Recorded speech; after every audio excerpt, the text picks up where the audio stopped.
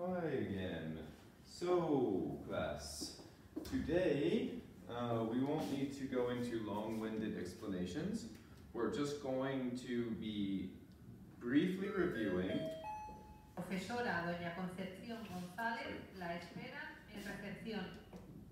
We're going to be reviewing very briefly the passive voice, active voice versus passive voice.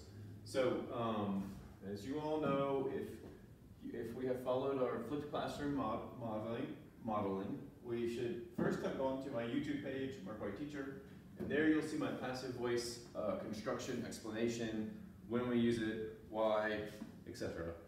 So, but just to review this one more time quickly in class, let's look at active voice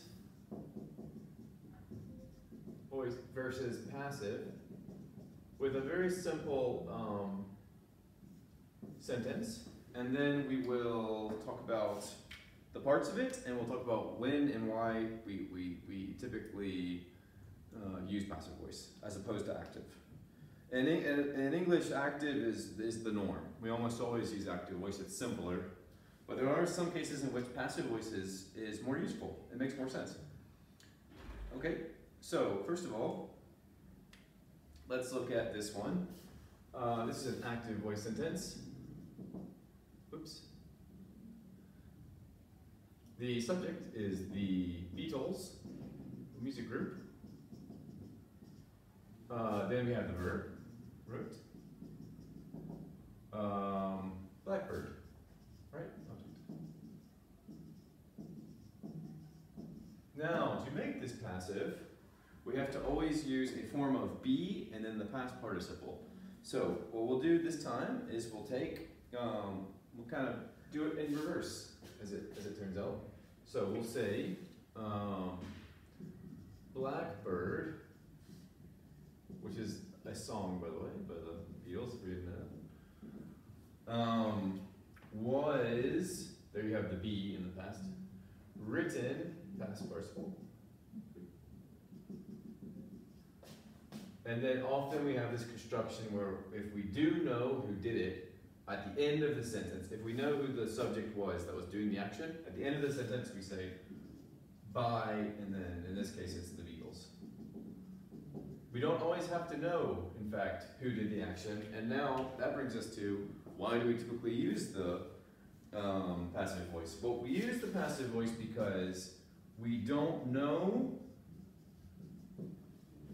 or it doesn't matter who did the action. Oops, doesn't matter who's done the action. Put this here.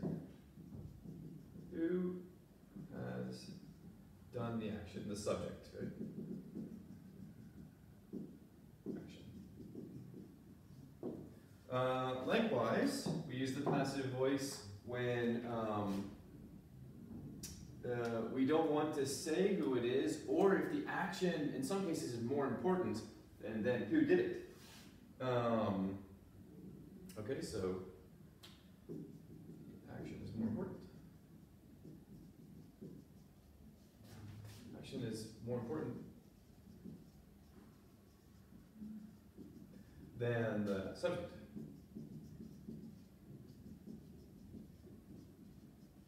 Okay, and then there's a few other exceptions, but these are the main scenarios. We often do it in scientific literature because the results are more important than who's doing it. So it sort of uses a formal third-person type voice also. So with this in mind, what we will do is we are going to create a game. And in this game, we will divide the class into two groups.